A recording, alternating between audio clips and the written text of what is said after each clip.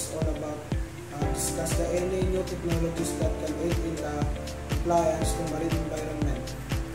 New technologies like AI-powered system, drone robots, and satellite tracking can significant aid in marine environmental compliance by enabling real-time monitoring data and analysis and enforcement of regulation, ultimately promoting sustainable practices.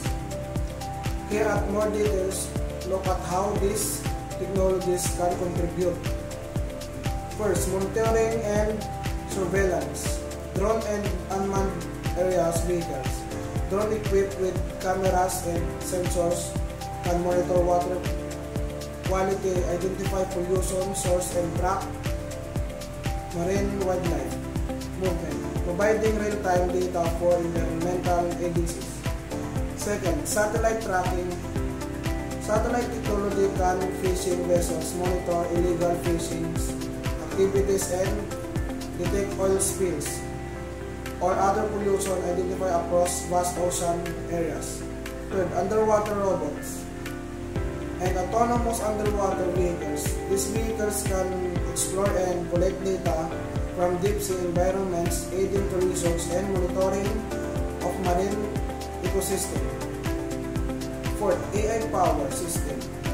AI algorithms can analyze vast amount of data from various sources, satellite imagery, sensor data, acoustic recording to identify pattern, predict environment change, and detect anomalies that may indicate non-compliance.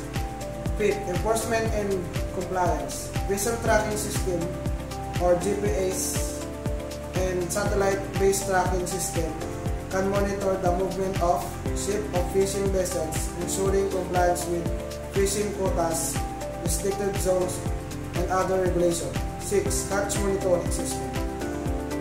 Camera and sensors on fishing vessels can monitor catching, ensuring compliance with fishing regulation and preventing overfishing.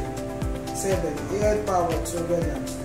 AI analyze vessel tracking data and satellite image to indicate and identify other data, illegal fishing activities such as approaching or fishing in protected areas. 8.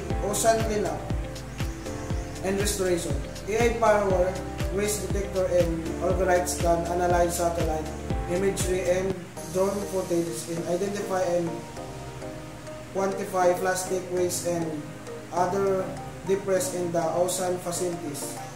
Targeted cleanup effort. Autonomous crane system, robotic system such as the ocean cleanup area can collect and remove plastic waste from ocean, contributing to cleaner marine environment.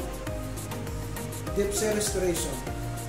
Land with dock rollers and AUVs can allow in situ autonomous intervention battery, recharging and remote data transmission for marine deep sea restoration. 9. Ballast water treatment system.